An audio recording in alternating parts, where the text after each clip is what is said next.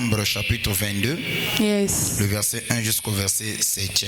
Nombre 22, le verset 1 au verset 7, je lis au nom de Jésus. Nous rendons grâce à Dieu. Les enfants d'Israël partirent et ils campèrent dans les plaines de Moab, au-delà du Jourdain, vis-à-vis de Jéricho.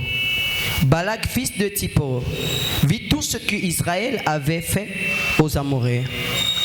Et Moab fut très effrayé en face d'un peuple aussi nombreux. Il fut saisi de terreur en face des enfants d'Israël. Moab dit aux anciens de Madian: cette multitude va dévorer tout ce qui nous entoure, comme le bœuf brute de verdure des champs. Balak, fils de Zippor, était alors roi de Moab. Ils envoyèrent des messagers auprès de Balaam, fils de Béor, à Pétor sur les fleuves, dans le pays des fils de son peuple, afin de l'appeler et lui dire: voici, un peuple est sorti d'Égypte, il couvre la surface de la terre, et il habite vis-à-vis de moi. Viens, je te prie, maudis-moi ce peuple, car il est plus puissant que moi. Peut-être ainsi pourrais-je le battre et le chasserai-je du pays. Car je sais que celui que tu as béni, celui que tu bénis est béni, et celui que tu maudis est maudit. Les anciens de Moab et les anciens de Madian partirent, ayant avec eux des présents pour le devin. Ils arrivèrent auprès de Balaam et lui rapportèrent les paroles de Balak, paroles du Seigneur. Nous pouvons l'acclamer.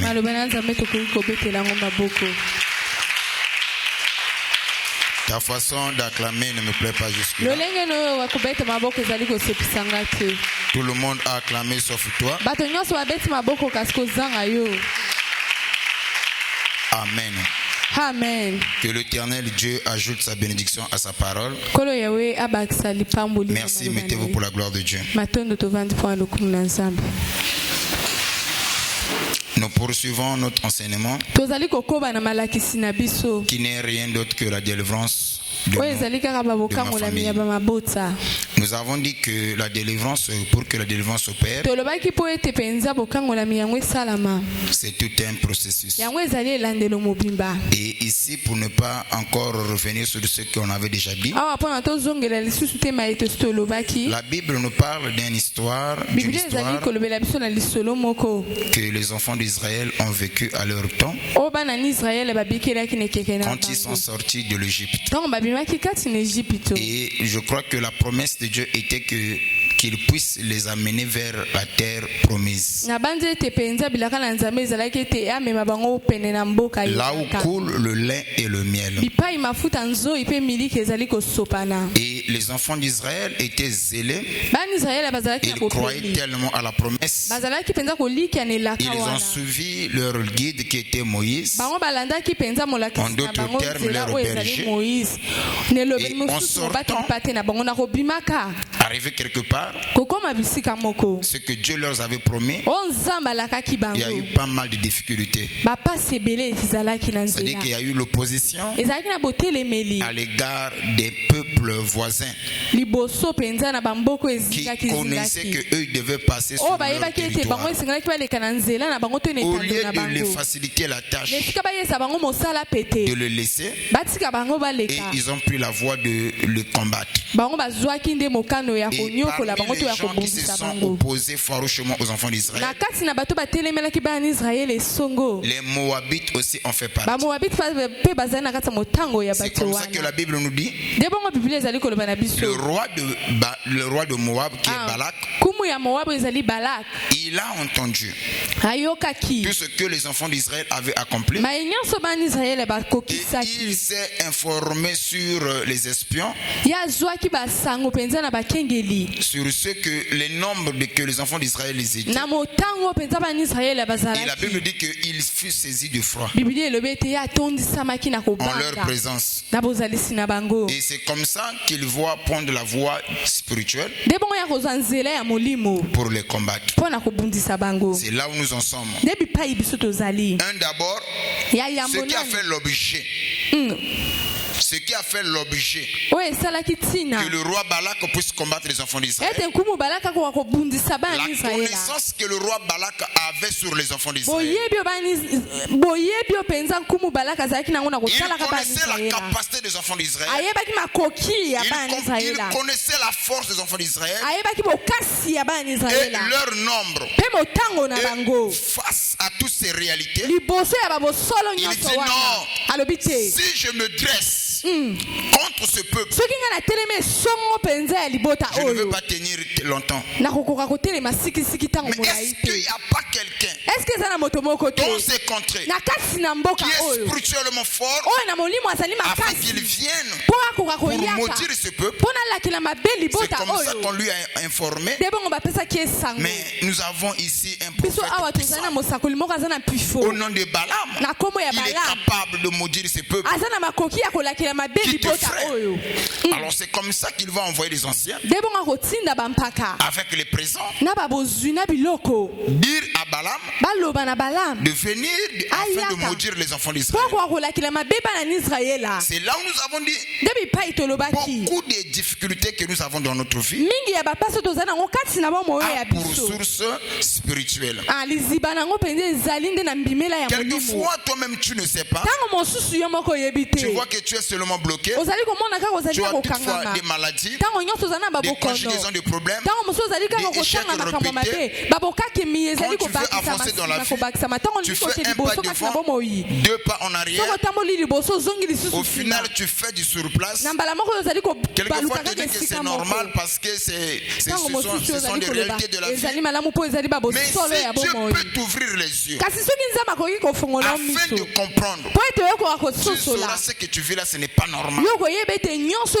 Derrière chaque difficulté qui persiste, il y a un acteur. Derrière chaque situation qui perdure, il y a un esprit. Voilà pourquoi ce soir, je ne sais pas ce que tu vis en ce moment. Tout ce que je sais, Dieu est capable. Il va te donner la solution. Et tu vaincras ce problème. Si tu peux me donner un amen et reçois la victoire. Les enfants d'Israël, eux, ils ne savaient rien. Mais de l'autre côté, l'ennemi avait l'information les concernant. Il a envoyé des anciens. Les anciens sont partis prendre le prophète. Écoutez une chose. Cependant, lorsque on appelle le prophète, quand le prophète vient, il n'est pas accompagné. Il vient tout seul. Donc par là, je comprends. C'est un prophète qui est puissant. Lui seul, il était capable de maudire toute une nation. Donc il y a des sorciers qui ont pouvoir. On a besoin d'écouter l'association de Batute. Parce que Balaam, lorsqu'il vient, à Sengi aide et pas Batute. Ayena ba intercesseur. Voyez-vous? Ayepena Batute ba accompagné, mais il vient tout seul. C'est qu'il était un prophète puissant, capable. C'est ce que Balak aussi a dit. Je sais que celui que tu maudis est, celui que tu bénis est, si seulement le fils que aime. Dieu aussi a reconnu cela. Parce que lorsque Dieu vient s'adresser à Balaam, il dit à Balaam, garde-toi de dire quoi que ce soit sur mon peuple. Tu ne parleras ni en bien ni en mal. Amen. Ma prière ce soir, s'il y a des pratiques ésotériques qui ont été faites sous ton nom, que cela soit détruit au nom de Jésus. Laissez-moi vous dire, les pratiques exotériques existent. Le monde dans lequel nous vivons est contrôlé par un monde spirituel que nous ne voyons pas. Et beaucoup sont des victimes à cause de leur ignorance. Amen. Et vous devez savoir une chose. Ça, c'est un témoignage que je vais vous donner. Je crois à cette époque-là, j'habitais Jeannevial. Et il y avait une église dans la rue Franceville. Yes. Que je fréquentais de temps en temps. J'avais des bonnes relations, pas avec le pasteur responsable, mais pas avec le pasteur responsable, mais avec les serviteurs.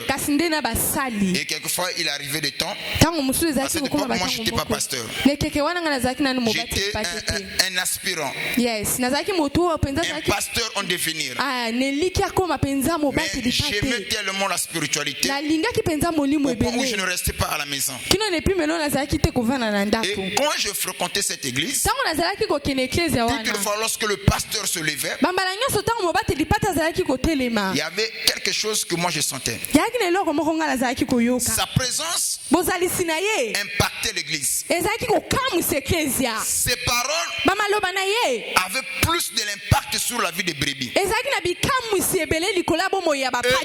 tous les quartiers d'alentour, on parlait du pasteur en bien. Mais un jour, ce même pasteur qui avait de l'influence à Jeannevial, qui avait une renommée environnementale, s'il faut le dire, et tous les Yankais et tous les bandits le respectaient. Ce même pasteur un jour, il s'est levé sur le haut de la chair. Il a commencé à dire que voilà l'église. Je veux prendre un congé de 1 mois. Je veux m'absenter. Je serai à l'église, mais je veux m'absenter du haut de la chair. Et on était là. Moi qui partais à l'église pour l'écouter. Cette nouvelle m'avait tellement bouleversé. 2 jours après, j'appelle l'ami que je fréquentais. Mais je dis, mon cher, pourquoi le pasteur s'est retiré du haut de la chair? Ah, il me dit, papa, allonge, laisse que c'est compliqué. C'est très compliqué. Mais comme tu es un serviteur de Dieu, je vais te faire part de ça. Papa, au Moni, quand on parle de pratiques ésotériques, ça existe. Ce pasteur était un homme puissant. Et moi, je donne son témoignage. Je me tue seulement de ne pas citer son nom parfois. Il se pourrait que tu peux le connaître. Alors, le frère a commencé à me raconter. On a reçu une personne à l'église. Cette sœur s'est manifestée, il se comportait comme étant un donneur de l'église. Celui qui soutient le pasteur, celui qui soutient l'œuvre. Mais depuis que la sœur est venue à l'église, tout a changé. L'église n'est plus comme avant. Est-ce que quelqu'un me suit? Depuis que la sœur est venue, l'église a changé. Et l'atmosphère de l'église aussi a changé. C'est comme si c'était le pasteur. Et le pasteur n'a plus le contrôle sur l'église. Moi je dis, oh, ça, c'est quasi impossible. La manière dont je vois votre pasteur, cela ne peut pas se faire. Il me dit, non, ce n'est pas tout. Et il a donné à tous les serviteurs la nourriture. Et les vêtements. Depuis qu'on a mangé cela, dans l'église, il n'y a plus la vie de prière. Laissez-moi vous dire, les méthodes les plus simples pour envoûter une personne. On peut t'envoûter même à travers les habits.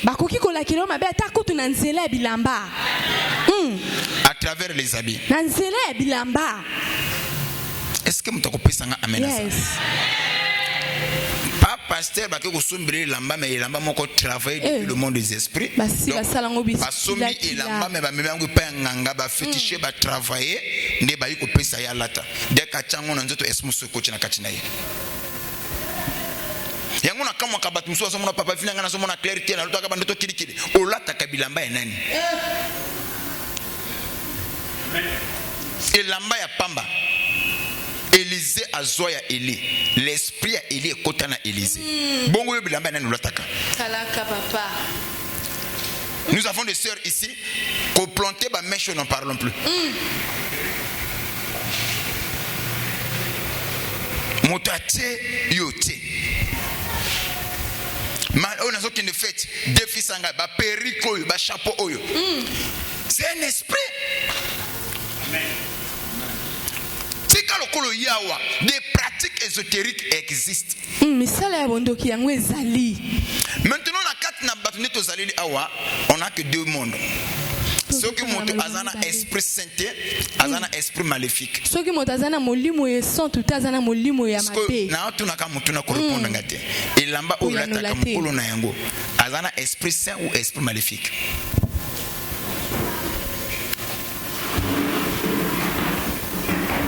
Donc,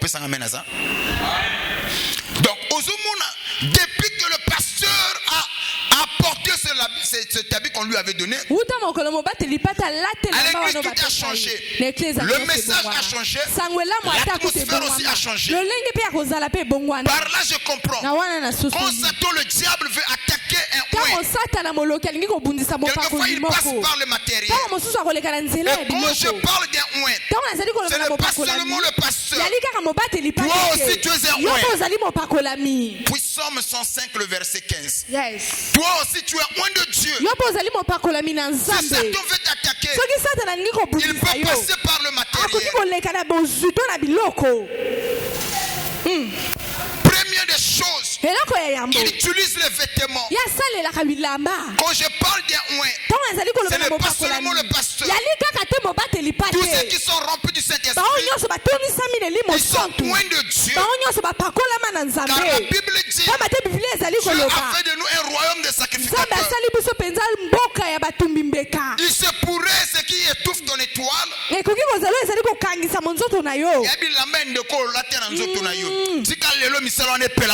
Yes.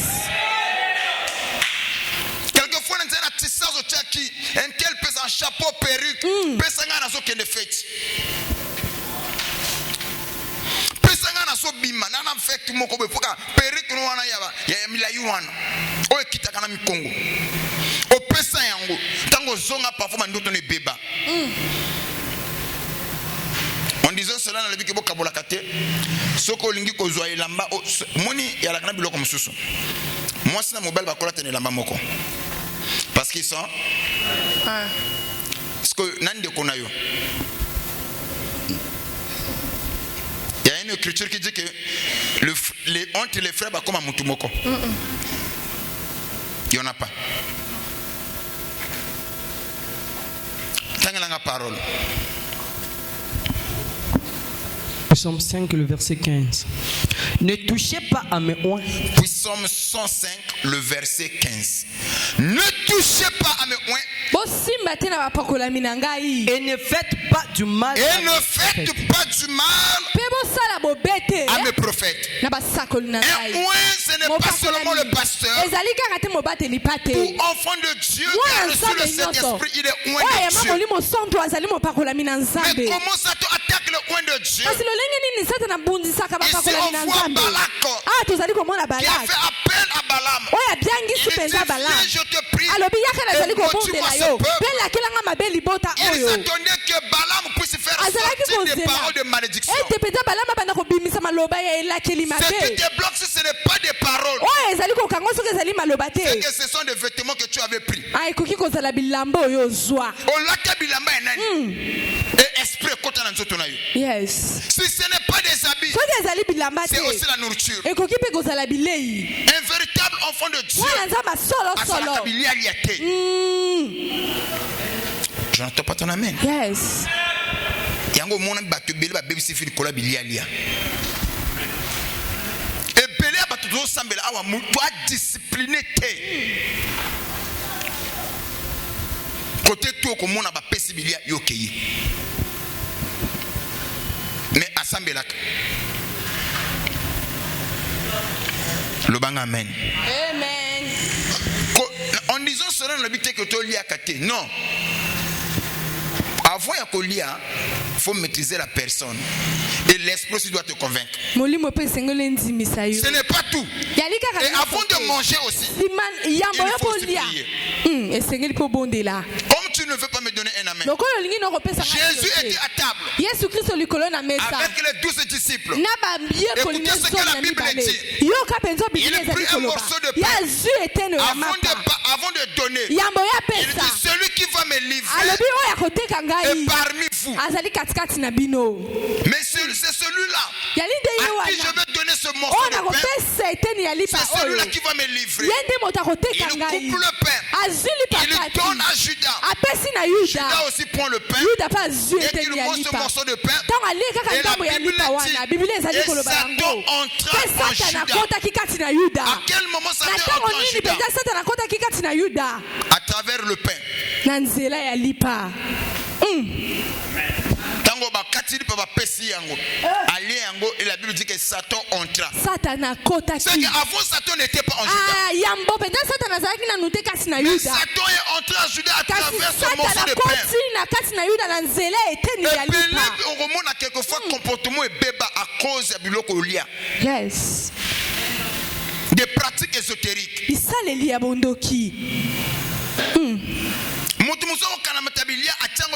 Moi je vous dis quelque chose. Yes. J'ai donné ce témoignage là à madame. J'ai un grand frère. Parce que bon, il y a la tata moi aussi. Et il y a la bimina kana mobali. Yes. Et il y a zamon na libosokuna. Alors ce monsieur ngana fona na vieux na kabate soka lambi biliana ye même so uti ntiko zongi azulia jamais entendre sani mais Dieu a un esprit mais kotinda amuto liboso et moko pe na ndenge ya kusaka ka ko comprendre hein le lovi atina ngamingi atinda au outil de quoi nous coûte le ngolo tenite armel que ça nga armel que ça nga mais yo mona parfois lambi mobali a benda fufuye moko a bendi fufuti a kati ba morceau a beti papa jamais petit moi mi bango jamais mon commençons na outai de col tellement na nzalanga tala le so ba beta abeta so ba boma tous les façons le coup de boma na ngote pe sanga na mena pe so témoignage alamba soso na kokone mboto atika ngwana na bité vu alekisi to bato bana manzala yi donc a bomba bilia na koto na lia bilia on na sala 3 jours na télématé na lia bilia na yi papa 3 jours na bimata kinenchikite so na télé bona OK kabwe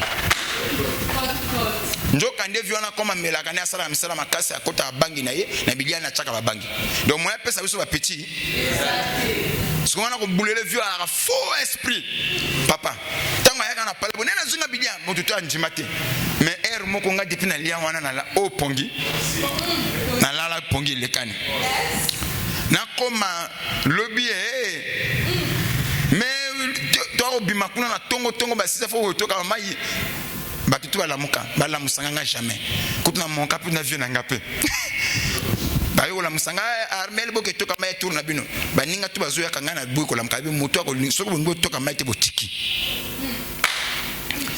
bake ko papa batango papa yaka batu tout temps on a pendant à cette époque là papa ne soka bimi bo mutu face nini côté na kolela kwa vieux wana soka bimi mutu bana tu azolenga mais mo ko na vieux na biminga te vieux na ko zo mai te soko ko lingi ke zo mai yo moko vieux atalbi o armel nga kaka vikande na lubi wana et à la fin ne ba yiko comprendre mon azala busubuité il y a quelque chose de salami parce que ngana kata kuti na sala 3 jours papa na télé makate 3 jours na bimakate donc ce que na melima c'est comme si kuti bakisami 3 jours Dieu m'est témoin parce que na vieux on a ba sona ba bigene de na avance ko zola mabiliano chaka ngo musika bana baza awa makambo no oto na pekisa yango papa nga na pesa ke biliate onto yena na kuluntu ne ba sona ponanga ngata na bima na kuti pe ba bombela nga disolo moye ba fungula nga pe sko vio na koma ga biliane ate itreni wana moye mwana zwa po biliana e ala Bilia composé, ya Bilia pambate. Yesu kwa la kasoka sa liango pona misala viona ama kasi na niveau moko ya n'a pas l'idée. Pona bosser bien faut Bilia na yo. Soka lié na yo akoba na 6h. Soka silisi kaka 15h aka debo accroché. Dieu à la makasi. Né tu ko timbla Bilia ni alaka composé. Papa wana bilia wana to tengala ndenga mushuni sikona ndenga mulimo bilia oyo lia wana bachango nini na ngangi na baby sa vie likolo bilia likolo ya nzala kuti sana ngami mikolo misato et depuis lors et comment alobi que no moni bilia songa na pesa binote ya pona lingi binote po bilia ngezala kama mabe ngabi loko nanga pona bangi nanga na suka kana komela te na chaka pe na mbimbi isala nga bien so na che bangi na mbimbi papa bangi leka wana nga na yoka bien soki amkosala mokolo moka meli bangi tala la pungite avec biloko to tamona nzoto ayoka biloko démangeation yali papa nga bangi yana makila moko azwaka bangi pe parfois akatanga lokola koko tel ce niveau. Parce qu'il y a moyen de faire bana. Donc, comme tu as de la nzala, vieux, à côté de mon asso, tel petit. Son alarme, ben, petit, mais il y a un petit à niveau na hauteur. Mais je il y a au lambi, tout le monde bien soso. Le niveau na biso tendengeni. Depuis qu'on a zoa leçon na kodine na yibaka. Depuis lors na yiba subilia batote. Bilia oba pesinga te moyena zoa. Moi si o ya lambela kayo, côté ba lambela kayo, bataka ni na kati. Il faut une petite dimension pour comprendre. Mo kielo tozo bikela. Ba tu ebele pour na ba batela libala. Ba contrôler via mobali. Ba za capable akere penganga kamata putulo tala kati atie. Kamata ba monsuna yo tala kati atie. Yebo pour bani kolia. Yango mona kama kama msuzo beba na via batu ndenge lokwana. Ma prière makambo tozali koloba ikozala ndeko na yo ikozala mwana na yo ikozala kana na yo mutu bolika kana famille oyo akusunga famille nde yo wana mais depuis alia bilia wana akipa subinote nde côté passe na bine wuti boko yako comprendre te mais toi na kana na biso toi na ndeko na biso asala kambongo azamu konji mais yakipa abatu te famille soke yé aso bengana bango balie sa nini des pratiques ésotériques l'homme vous témoigne que côté la Bible Golia pas écoquille et côté après la Bible Golia j'ai donné le témoignage de la Bible comment est-ce que Judas quand Christ a pris le morceau de pain il le donne à Judas et la Bible dit et Satan entra dans Judas. Les sorciers ont la capacité de prendre de le transformer en morceau de pain. Soit en bonbon. Les parents qui doivent éduquer les enfants. Je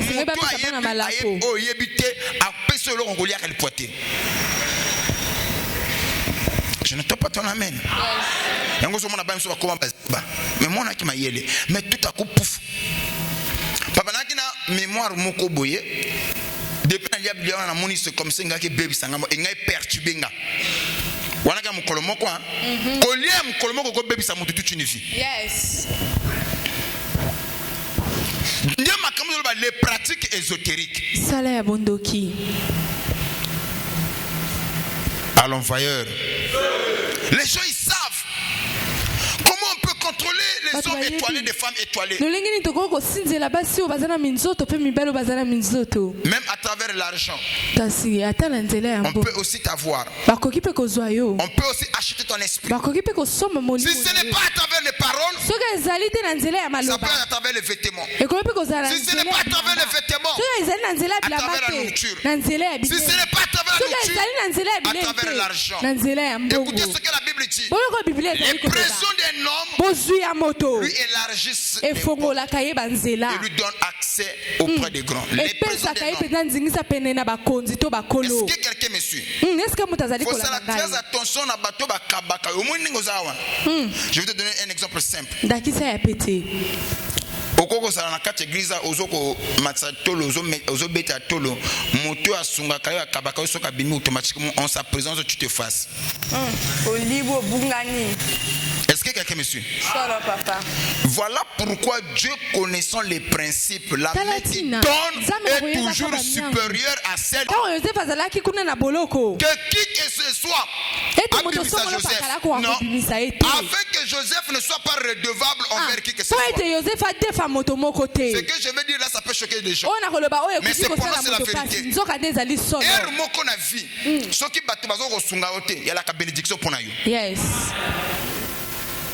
Il y a un bateau qui a sali soka mbala moko et comme nyongo a vu mobimba. Yes. Ah, ton amen arrive même.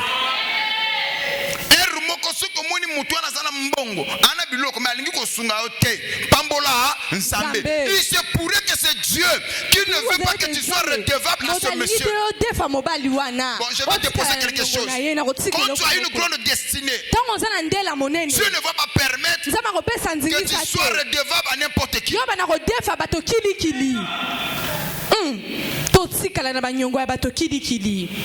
Parce que la main qui donne est toujours supérieure à celle qui reçoit. Yango mtu wako nyonga bato basana mbongo basunga ngate tika bango. Nzambe ndem ta comme ça comme te on makasi. Yes. Pour ayebi ke loko basala mutu. Parfois yo te bano basala batu minene. Et comme ma tête au salisa maman na bango, bango basala redevable pa na ngai. Akota na lisolo ya vi na ngai. Il y a des gens qui souffrent actuellement. Yana bato basali ko tala pasi na batango oyo. Na mboka papa ndoki.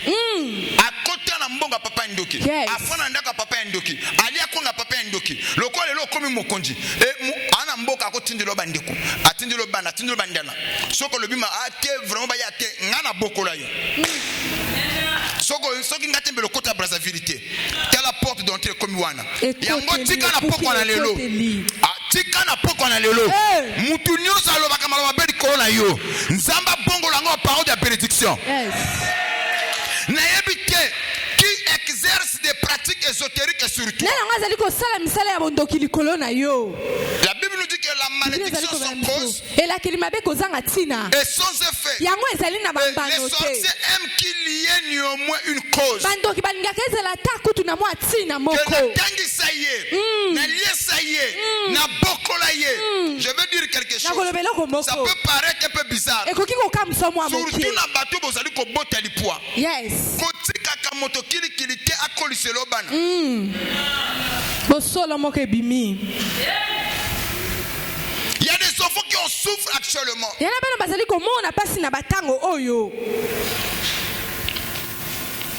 Est-ce que mutako pesanga amen à ça? Nous parlons de pratiques.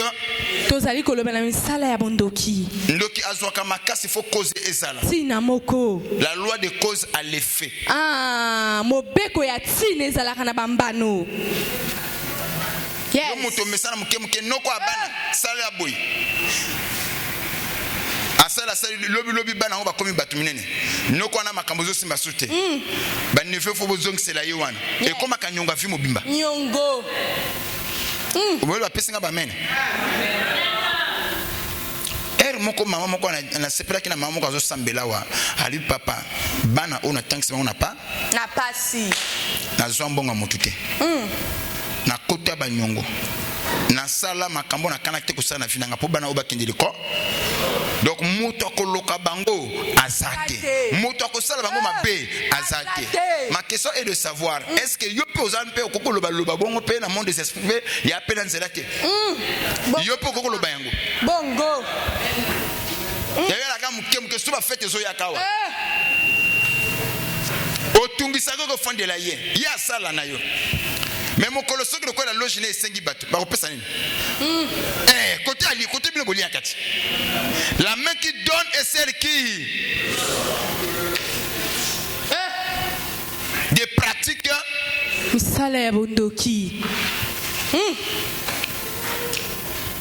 Je sais pas ce qu'il y a que monsieur. Regardez ce qui se passe. Joseph est en prison. De là en prison, il y avait des prisonniers. Deux prisonniers ont fait des songes. À leur réveil le matin, les deux prisonniers étaient tristes. quand il est triste, Joseph s'est approché au point. Il dit, mon cher, pourquoi tu es triste ce matin? Il dit, j'ai fait un songe.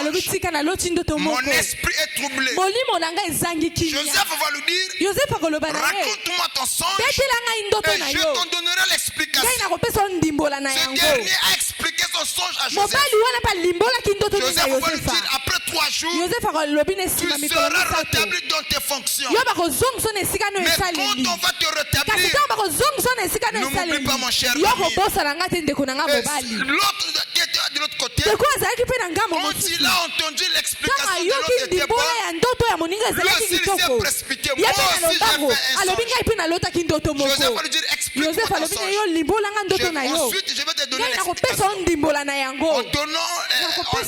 En expliquant son songe à Joseph, Joseph va lui dire, après 3 jours, on va te pendre.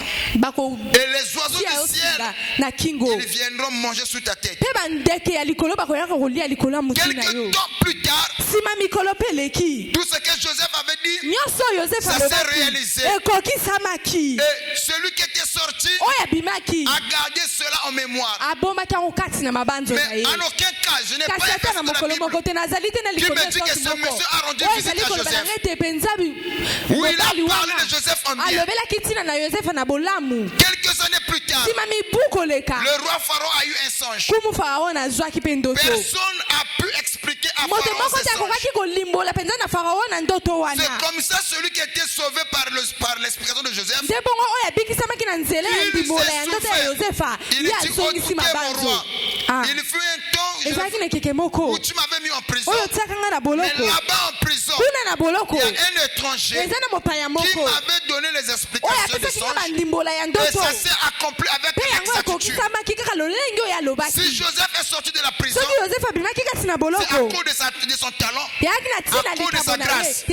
Laissez-moi vous dire, ceux qui ont combattu la vie, ils ont la talent, ne peuvent pas l'engouler. Ne sois pas redevable à qui que ce soit. Oh my. Est-ce que vous comprenez ça? Yes. Ne sois pas redevable à qui que ce soit. Voilà pourquoi j'ai pris pour toi. Les chrétiens ils vivent avec un politique la main tendue. Que cette politique ne soit pas ton héritage. Celui qui te bénit, tant mieux.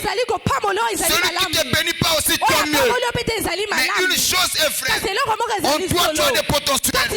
En toi, tu as des talents. Il faut les forger. Il faut les développer.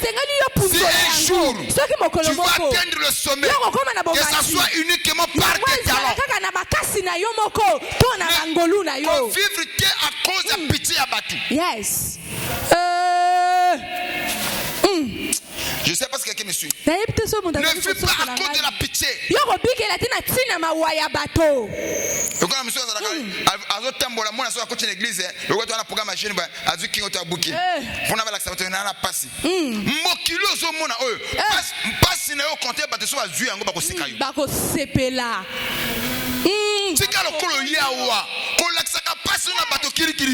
Yes. Les pratiques ésotériques. Et il y en a partout. Il y en a partout. Ce qu'on peut se dire, c'est que nous avons souffert. Au contraire, nous avons bêti ma boko. Toye baki azromo na pasi. Yango na la poko na zo sakola. Ba o bazo c'est la pasi na yo. Ba ko c'est la loto ba ko mona yango te. Des pratiques ésotériques. Donc on peut t'envoûter à cause des présents. Est-ce que tu comprends ça? On peut t'envoûter à cause des présents. Yom tolinga ko petit ba pesa ngambon ba kabangai ba salela ngaboy. Je vais dire quelque chose. Au monde la plupart bato bazana ba secte. Au komona ba konjebele bazana bundumba moko na niveau moko tu n'as pas l'idée. Parce que l'Afrique est fongoli miso ba famille est fongola miso. Moi moto abeli boya balandeli. bo papa na maman fusani esangana balanda nzela mutu wana bato wana baiko comprendre bali action na famille te et comme la bango basala bunduma moko tuna pas l'idée bakosala bunduma moko d'une manière désordonnée au moins le moto wana za mokonji mais manière à vivre à ça ne cadre pas avec ses fonctions. Yes. Baza bazoba te na nzela bundumba wana ni côté bazwaka bato bako kende ko ravitailler ba maison na bango yango wana zo sambela pona yo ya yo mwana ko kende mbeka te ya yo ndeka ko kende mbeka te des pratiques ésotériques misala ya bondoki bato basi ba comprendre na mokoli na famille faute bakolandelanga Monsieur pouf zemekei au moins on normal ah bah j'ai eu il y a autant à sopi mbongo le lobato la Bible dit que pour un morceau de pain l'homme se livre au péché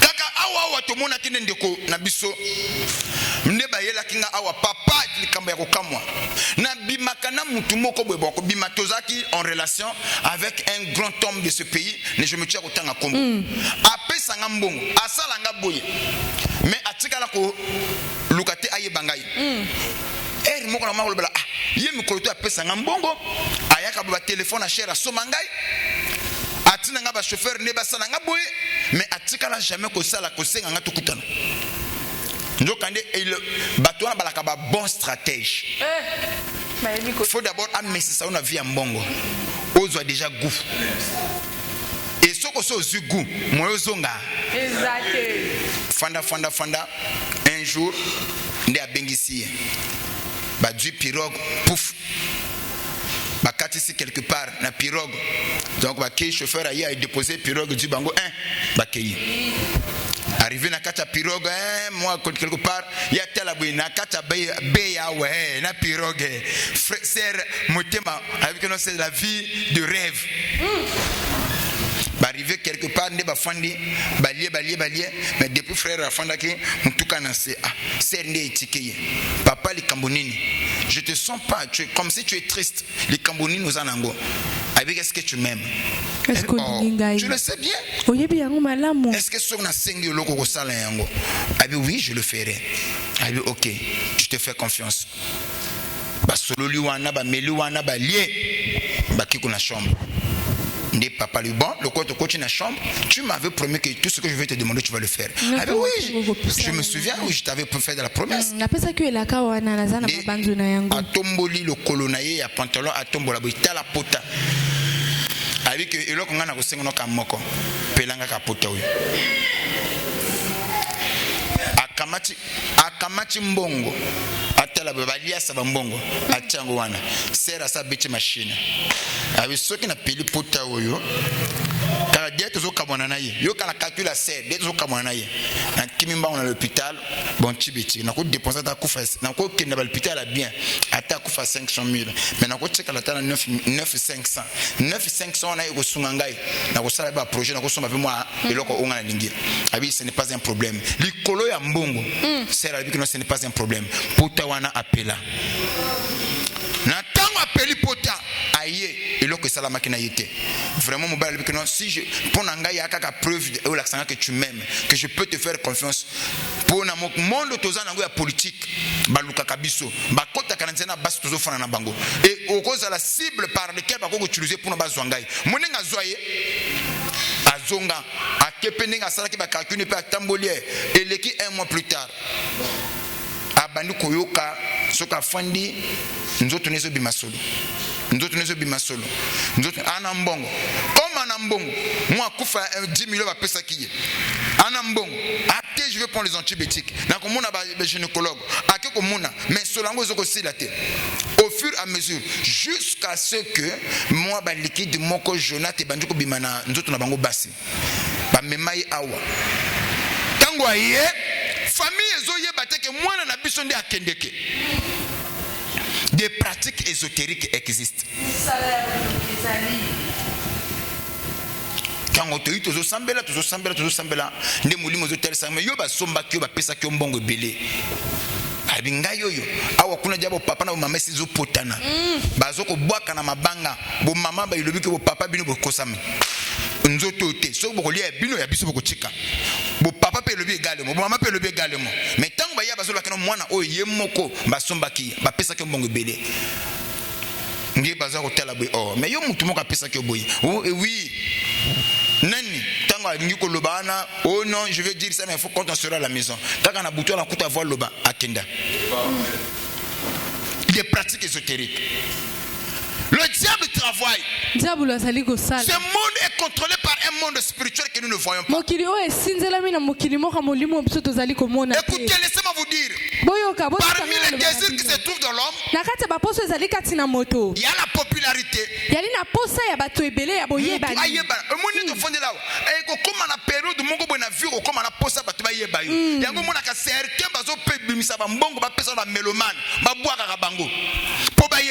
Le désir à cause de la populaire. En dehors de ce désir, il y a deuxième désir d'avoir l'argent.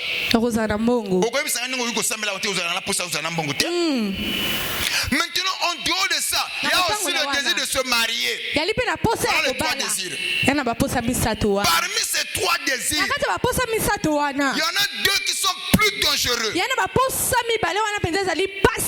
capables de nuire la vie d'une personne, de détruire la vie d'une personne. L'argent.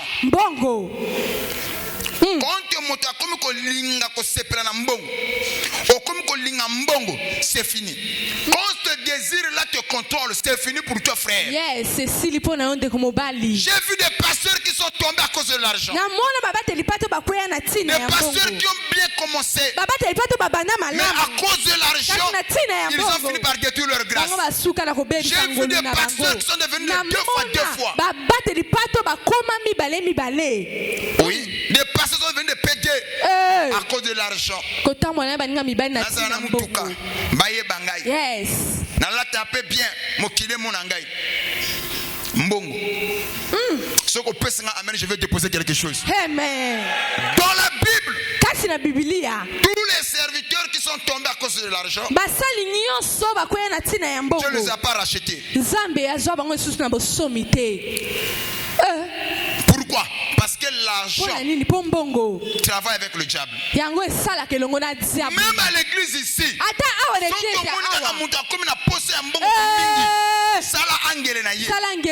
si le monde aujourd'hui bouge, il y a des guerres, des tribulations, des soulèvements.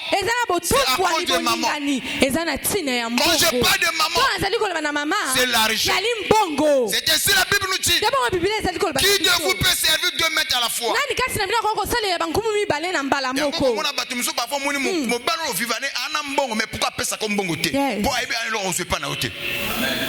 Oh my.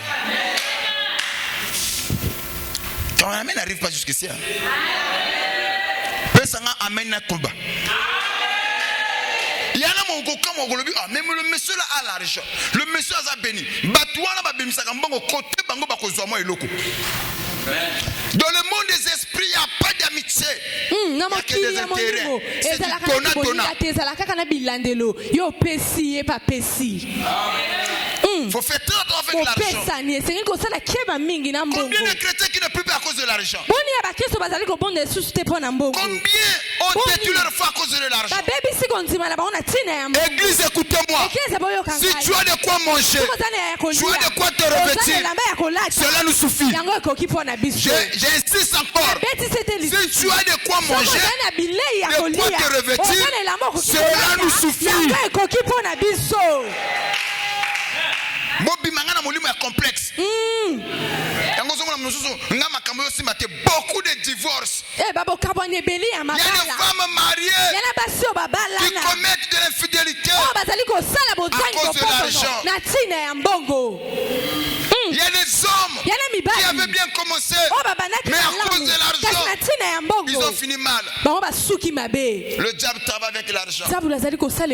Oh, ce soir, moi j'aime l'argent, mais j'aime pas l'argent plus que Dieu. S'il plaît à Dieu de me donner l'argent, gloire à Jésus. Si Dieu ne me le donne pas, gloire à Jésus. Je suis ce que je suis.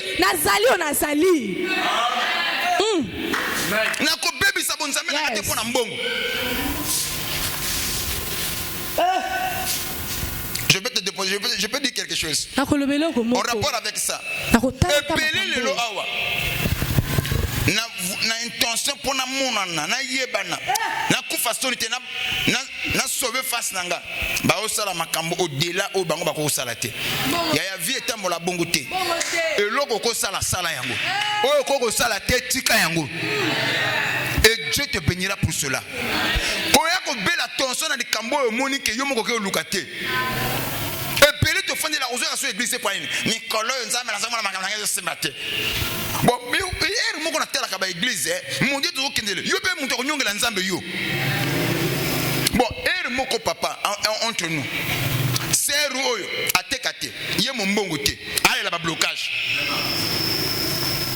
Blocage ne ezanini bazo kabangate. Blocage c'est la nini? Na musala. Sala samila. Sambila sala. Mais yaso la papa mikolo ma moyo simba tena ko tika nzambe. Nini kaka ba blocage moyente. Sko espoir nini ba kabangate. Oh, tu es comment?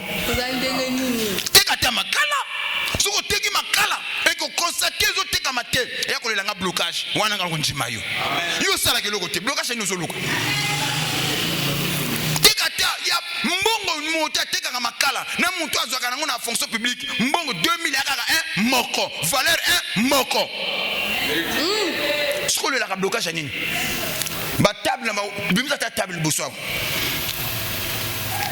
moi mke journée ata ozo simba ta moi 25 c'est déjà quelque chose mais yo simba oteka te naka apesa ngela ka te mais passer ote sko mbongo no boma na batu leo yuko fanya so mikolo makambo zo simba te papa passer nzambe na so monanga te wande ba blocage omoni ba misoba awa moyo ba pesa nga amen ezate na samte mazo ba passer ba bandaka bia kindeke na kotengama po Mateo nazo banda yum to pesa kingangu.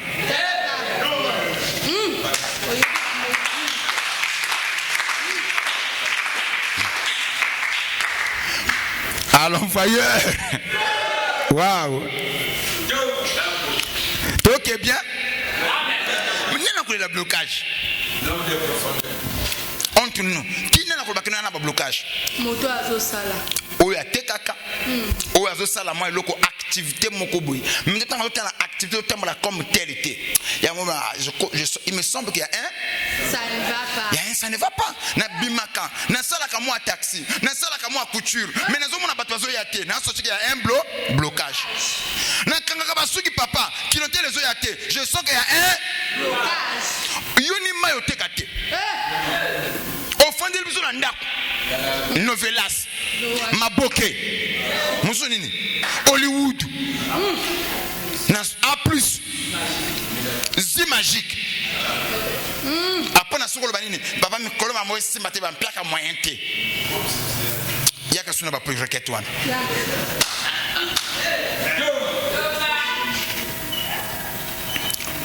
Le Satan, le diable, il sait. Les gens, ceux qui quand le désir est là, c'est là où le diable, le tentateur, s'approche. Il se peut que yo koto kenda papa le kolo ya mbongo ba somba yo esprit. Yango mona ka lota bandoto ka kidi kidi. Nini ba loba ni kolo na yo. Bilamba na lota. Bilia ni lolia. Mbonga na nozwa. Basere ba fondé biso l'église mutu alukio makangu mbongo zozwa me oliyete yana ba biso zalaka soko lie mbongo na ye ekangame na kingo ye moko alinganga bonga na sala nini wewe ninga sala ka mbongo ngo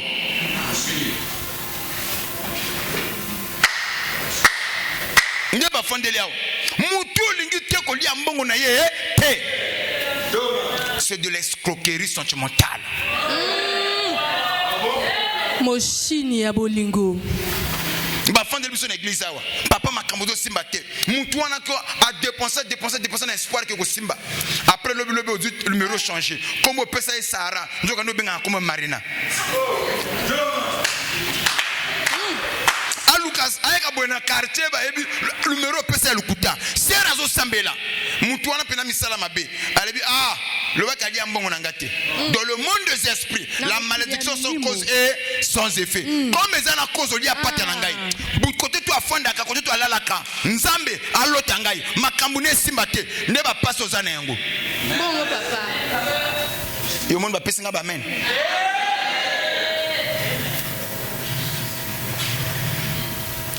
Na boyaki yemo kazo pesa pour na sala nini yemo kazo pesa soka comme kolia pa beza te comme yemo comme ta pesa ki yemo ko palia yo nous acclamons très fort beta baboko makasi. Est-ce que mutu moko ko pesa la nzambe maboko makasi beta maboko makasi sala yango bien. Nous bénissons la présence de l'homme de Dieu. Alors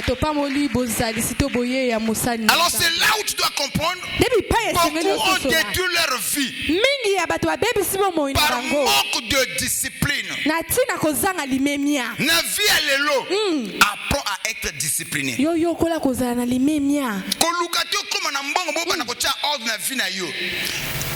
Non, l'ordre commence même quand tu es sous le bas de l'échelle. Apprends à discipliner la vie, ordonner la vie. Apprends à causer la principe de la vie. Je peux dire quelque chose? Yes. La Bible nous dit ceci. Si un homme pauvre est respecté dans sa pauvreté, à combien plus forte raison dans sa richesse? Par là, je comprends. La dignité, ce n'est pas question d'argent. Il y a des riches qui n'ont pas la dignité.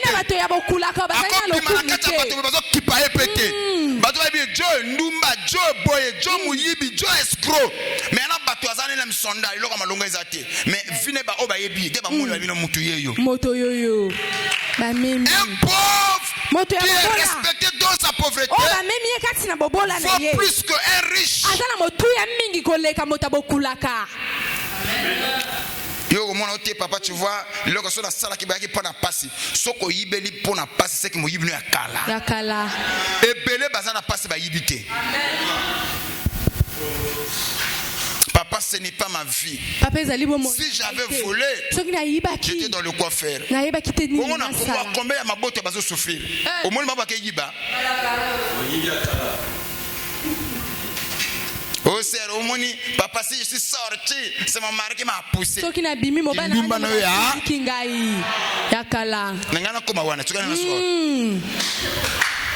Tokomi. Maman Dumba. Je n'allais pas sortir. Yes, papa, mon mari m'a fait ceci. Regarde, comme ça. Papa, mon mari n'a nyoko linga ina leki si ba boile. Na linga kité. Mais tellement me pousser la monde comme il y a ça la ganga na sanine. Na sala. Kindumba no yakala. Yakala. Quand nous allons comparaître devant Dieu, tu ne seras pas jugé par rapport à ton mari. Chacun sera jugé par rapport à ses œuvres. Je ne détruirai pas ma vie à cause de ma femme. Elle est elle, moi je suis moi. Si je fais quelque chose, c'est que je l'ai voulu. On a toujours le choix.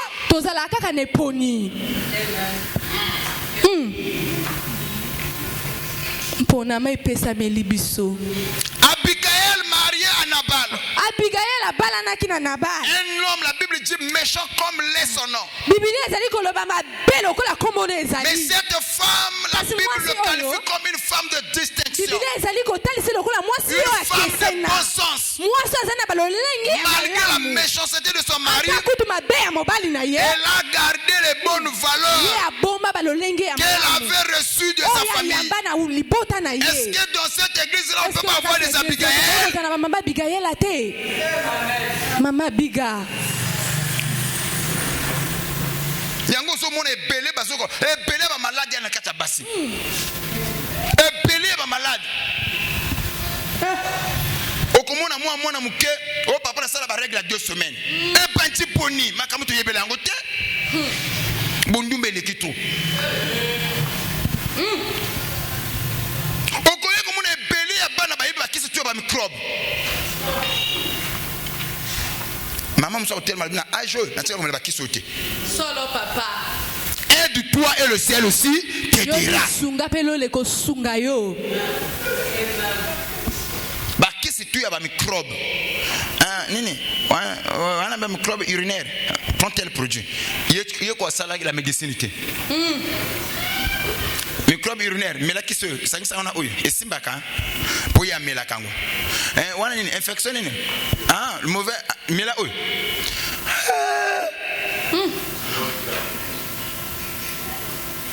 tu as pris ça où il faut encore plus loin basuki wana makambo na zo ebisa na église ezali yes yango zo komona parfois eloko zo mona parfois voilà pourquoi je vous dis il y en a batu o ba fande mission na église awa au moni moi ce qui toko libala zo le ba matin moi ce qui toko me fana libala et il problème moni ba kisi nyonso boko melaka ya la kana ba répercussion nango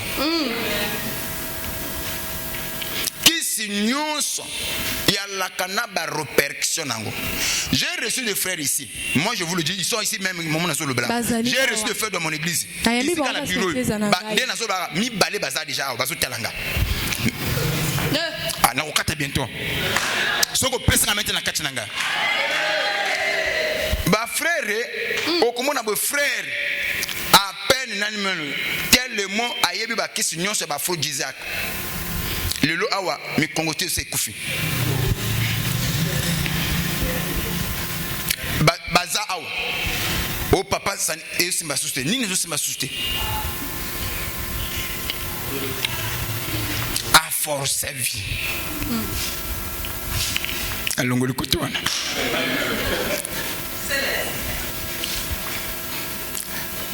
merci papa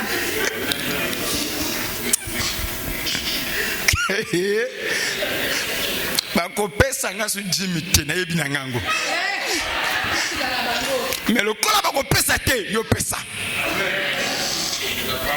ba forcer ne hotel frère ay papa tika balakisa kinga eloko moko na ko lia na lia papa so na lia ngo salanga butu mobimba tilo bina tongo na liango pendant ton période tomboy mais tant on a eu ko kata kisi wana na melanga suke papa lelo ana komina ba problème la vie frère nini kaka likamango nini na te ibino boité ay papa tika ne peut ni zo kingai lelo komi parfois nzoto komi suko repente je vous dis la vérité to ko sekela ngo mais c'est la vérité et pelé baza ba victime awa nzamba za zobate la force de l'homme se trouve dans l'assiette. Un homme fort dépend de ce qu'il mange.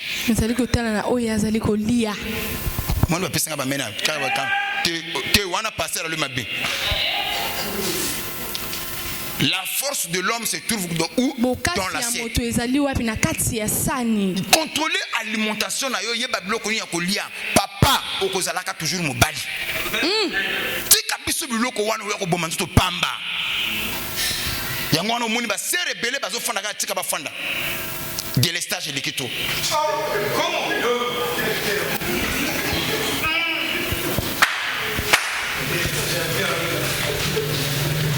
Alors voyeur, les pratiques ésotériques a détruit beaucoup de vies. C'est ainsi qu'on doit parler à l'église. Que chacun de nous comprenne. Satan aime utiliser nos erreurs pour nous détruire. C'est ainsi, ma soeur, mon frère. Le passé de l'homme réclame son présent. Ce que tu fais aujourd'hui va te réclamer demain. Fais très attention à ce que tu fais. Le futur a toujours été préparé dans le présent. Si on dit que c'est le travail d'aujourd'hui qui assure l'avenir de demain. Et je vais aussi te dire que le futur a été détruit toujours dans le présent. Certains n'ont pas fondé awa. Il y en a des jeunes, il y a des frères, il y a des sœurs, il y a des lobby na bango. Makambo ko bikira lobo lo komi o makambo zo simba to komi maladie fait et banio le loté. Et comme conséquence à ça la ki lobby. Le futur se prépare dans le présent. Et le futur se détruit aussi dans le présent. Fais attention à ce que tu fais. J'insiste là-dessus. Le passé de l'homme réclame son présent. Qu'est-ce que tu fais aujourd'hui? Demain tu passeras au guichet pour le payer. C'est comme ça que la Bible nous dit. Ne fais aucun mal. Et aucun malheur ne t'arrivera.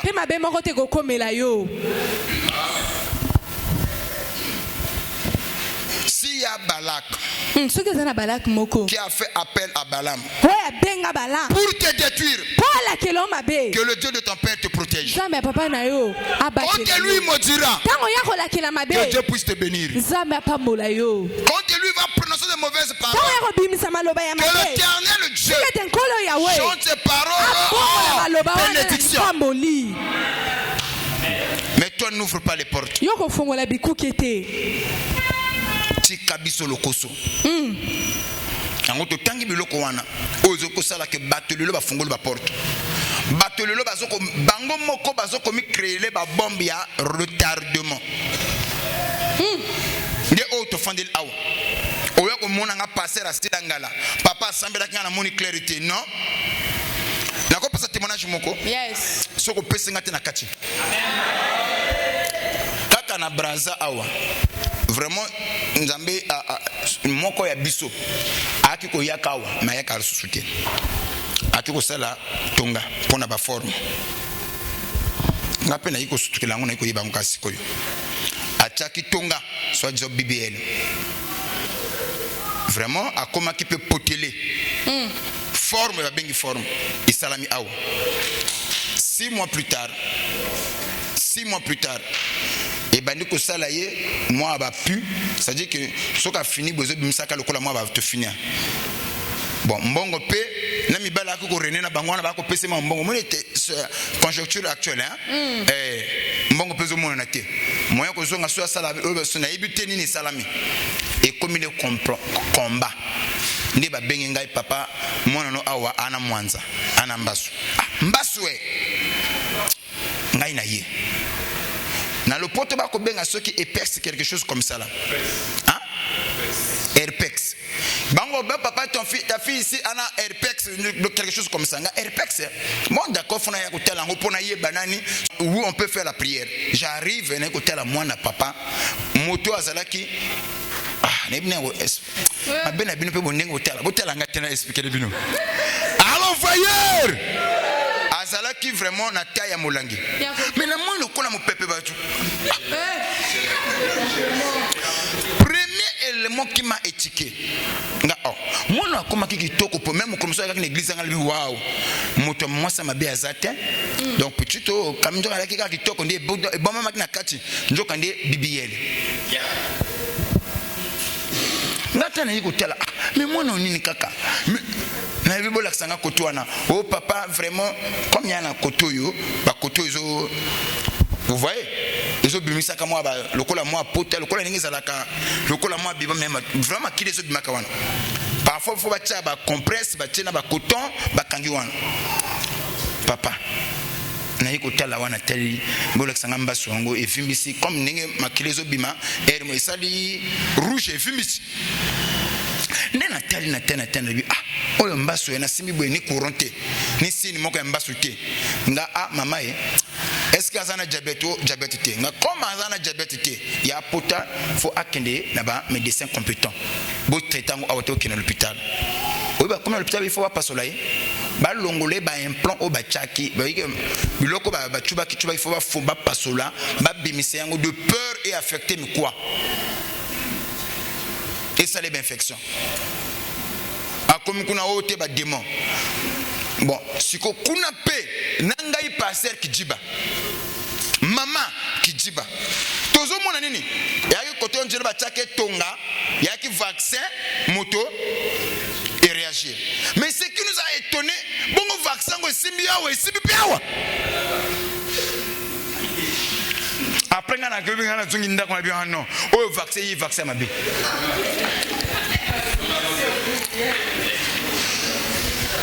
Le bang amen. Et il vaccin yama. Na fandi na réfléchir ngo butu bimbanga mpongi na lalitinga vaccin.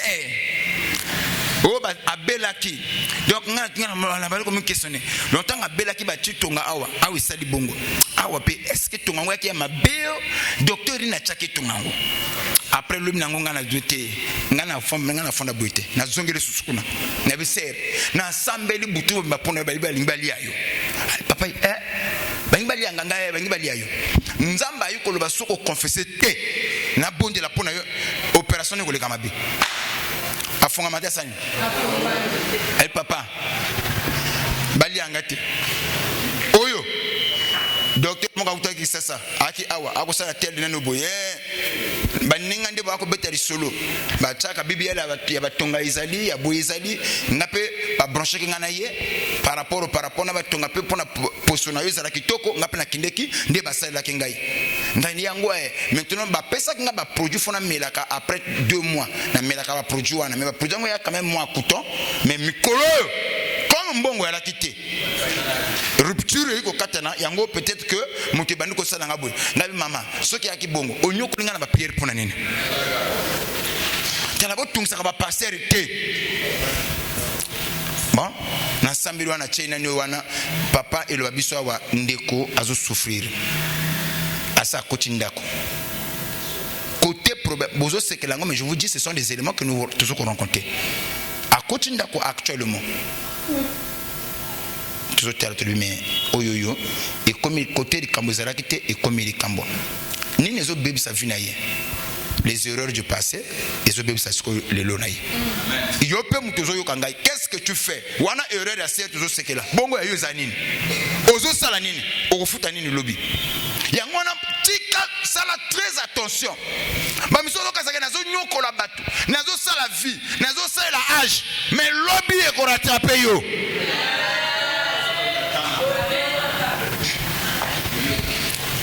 Balak pas à la simana yo. Balak c'est quelqu'un qui a vu ton étoile. Et il veut à tout prix te détruire. Mais il va faire recours aux pratiques ésotériques. C'est qu'ainsi ce soir, s'il y a des pratiques ésotériques, oh salama de corona yo, nzamba baby sango au nom de Jésus. Mais à une condition, toi ne ouvre pas des portes. Yangwana mi kolo toujours salabi kanga ba porte nyonso. Couper sa accès dans le diable.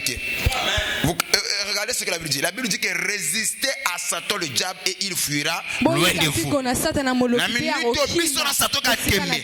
Si to kimisa ke na musika na biso. To ko pese accepter. Na banzala to ko zala honnête. Na ba mpeka to ko zala droit. To ko beba te likolo ya pasi. Ton jimi to zala na mishuna batama to zala honnête.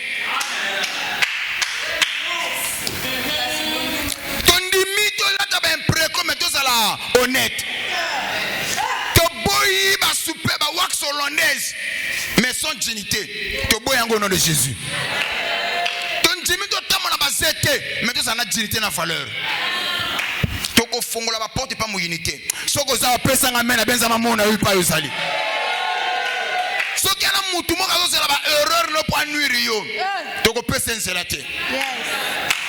Balaka wazawana. Écoutez, tango balaka ye azoloba, balam tango ye azoloba na balaka, au moni peuple yo. Bana ozo mona oyo. L'enchantement et l'envoûtement ne peut rien contre ce peuple. En réalité, un véritable enfant de Dieu, un sorcier ne peut pas le détruire. Donc yakoki ko baby ça été. C'est qui détruit un oin. C'est lui-même. Un oin se détruit avec ses propres armes que Dieu lui a données. Il se détruit tout seul. C'est comme ça que Balaam va dire à Balaam. Ceux qui peuple oyo bazala sous la malédiction, pousser bango basala kama oyo ko pesa nzambe na bango kanda. Oyo zo luke sama likolo na bango ko salini. Ekoya. Tala secret au monde des esprits ba yebi pour le kola biso bana nzambe. Le diable a kotindika yo. O commettre ma bêtise comme ça ma beo bango bazo zeli ça et comme la yo. Mingi to koya, mingi to mona sous clarté. Le démon n'a rien à voir. Biso mon on te mis détruire ça. Yes. Ato pesi ngamenité.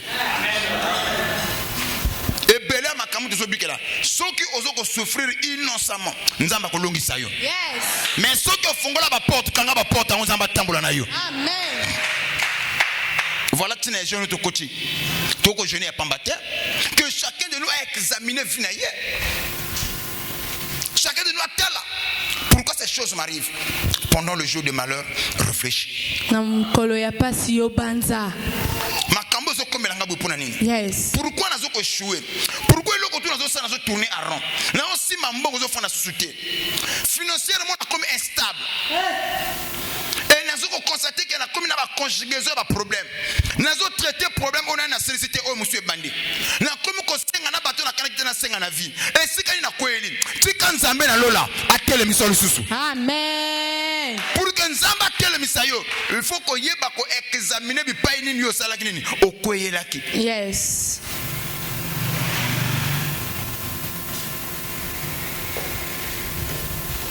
La sorcellerie. Mondoki. Ce que le diable bandoki bangi ba lokabiso ba lukaka ba erreur biso salaki.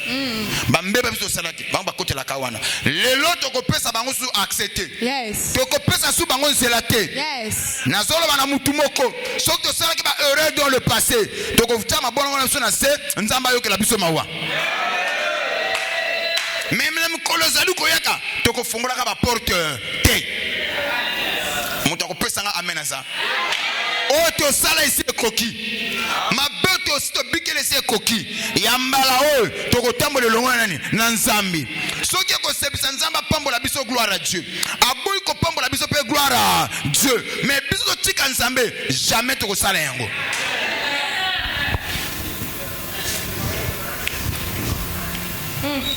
Ne lelo awa. Elo babiso awa ici pourrait. Il y a un balak. Ake komona batu na photo na yo na kombo na yo basali ba exorcisme le kolo ya kombo na yo na but que santé no beba musala no beba oza na vie instable ba problème elanda yo o komi kolala ozoluta ba ndoto moko bizarre parfois ozoyeba nini osalate tikala mokonelo nzambo nazoteya yo alongisa yo misala nyonso kozala esalami mpona kombo na yo ezobeba au nom de Jésus nde mosala toza na yango yana bakote mosu olobiki ngai nakotaka banganga te me kombo no esi ekenda ngai nasalaka boye te me kombo no esi basala yango misala na bwana parfois ozoluta papa nga na comprendre te na ndoto na vie na ngai soki na kangi miso nazolala na lota ka lupango na biso toteka wana lupango to besa teka ya la su ya bino te mais na bandoto no bino ozonga toujours na lupango wana ekala et si ko kolela na bomwana na bandoto zonga toujours na lupango wana. Vous pensez que c'est un hasard?